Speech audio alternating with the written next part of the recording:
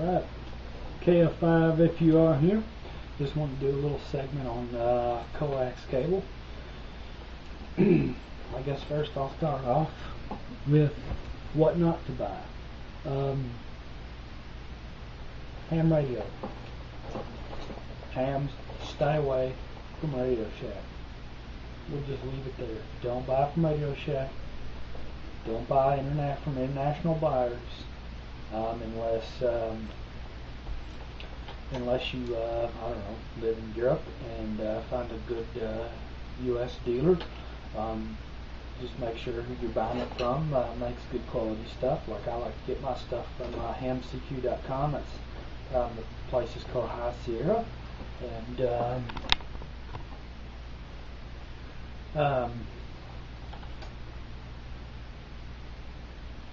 a lot of the most common cable out there is RG58 and mainly RG6. Don't just grab any old cable you got just because it says low loss and put some ends on it. Don't do it, because you may be one of those hams, or there may be a guy out there that don't really want to be part of the club and wants to find out things on his own, and you need to do your research or you'll be spending a lot of money. Okay. Let's switch this to close up and turn the light on. Excuse me, there we go. This is Radio Shack cable. This is RG58, supposedly low loss, and you can see the dielectric through that. This is supposedly 95% shielded, which is bull crap. It's probably more like 60 or 50. So these cables here are just crap. All these,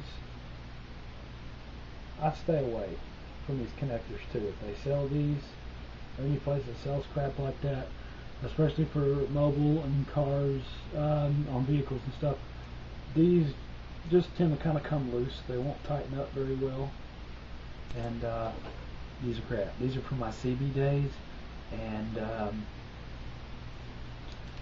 they're pieces of crap. They were a waste of money. Didn't really know it at the time though. Like this. Okay, this is a 6 series, but this is an RG6 UQ, and it's quad shield. And this is what you should use for your television and your cable internet, especially around your ham equipment, to any losses that are leaking out of those cables can get into the power wires and sometimes crappy coax and cause you to have a lot of line hum and a lot of distortion. It may not be detectable to you. Okay, this is from hamcq.com, and these are superior. They're good connectors. You got them, as opposed to these, they seem to have a lot more. They have about the same amount of thread depth, but these with the taller connectors, they stay put on mobile applications. This is some good stuff. You can use it for VHF and UHF. Now it starts to matter how long you get with the runs on VHF, but especially more so on UHF, because you can start experiencing losses. Now I've got about 75 feet of it, so there could be some losses there, but very minor, and they're American made, OEM, and these are great. In fact, you know what? This is a Radio Shack connector right here. I wouldn't even use these. Piece of crap. Okay. I would use these. This is an LMR 200. This is an old Wi-Fi cable I had. I don't know. It's fairly stiff, but it will twist without kinking. But I wouldn't even really use that for AM radio. LMR 400 is what you want for long runs. And if you just want flat out quality and minimal loss. LMR 400 is the way to go.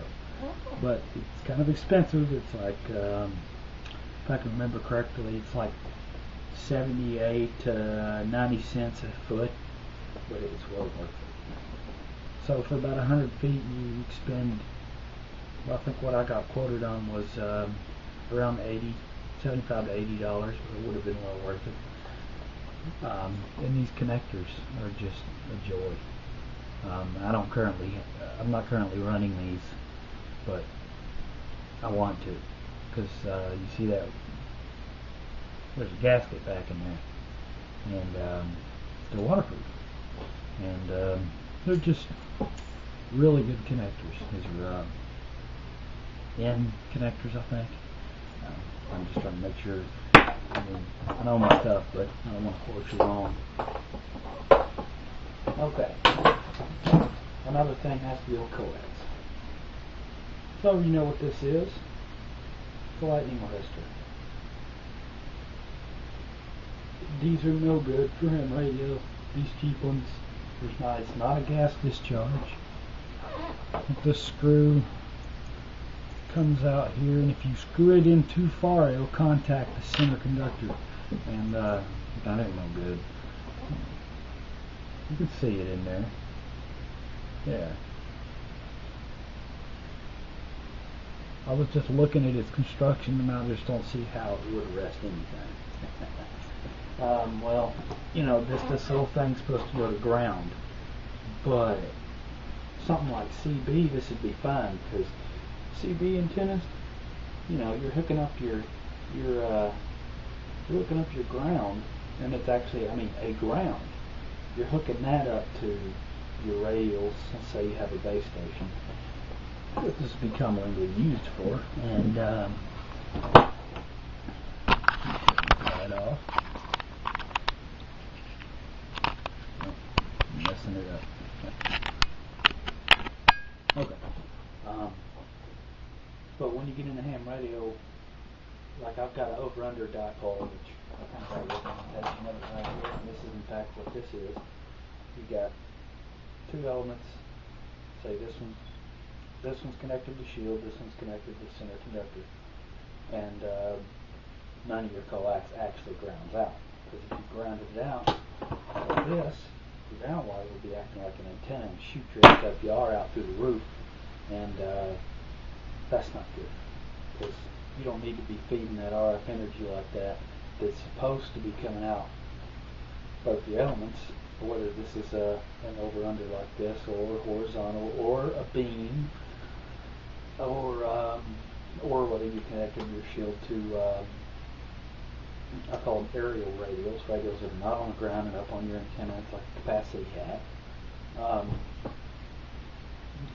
You can't get away with these. It just don't do it.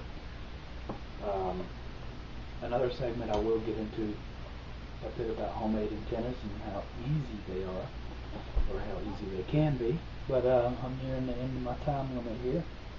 I'm watching myself on the TV here, so that's what I'm looking at. But anyway, I hope this was helpful. If you have any questions,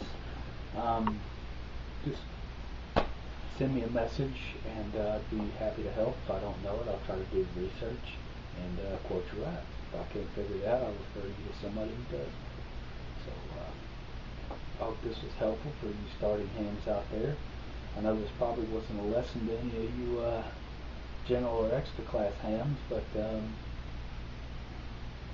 also I welcome criticism. If there's anything you think I've been wrong on, challenge me, and we'll try to work it out. It's KF5, APR. Until next time.